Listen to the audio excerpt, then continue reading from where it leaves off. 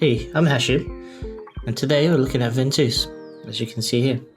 So now this scene here is just to visualize how your presentation could look on a big giant LED wall, for example. Standard presentation where you have, your corporate presentation, all your data, infographics, which you can edit through Director as a template and can also be controlled by an operator.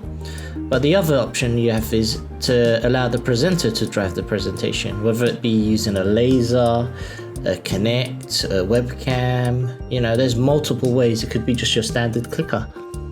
In this case, I've created this scene where you can control from your mobile phone, and now you can set up this to control multiple things. Go next slide, previous slide. You could have sliders to change colors or change data, entirely up to you. But the presenter has the ability to control the pace of that presentation rather than an operator sitting there. So if you're interested in doing a Ventuz presentation and you need help, don't forget, check my website out, drop me an email. Thank you again. Bye bye.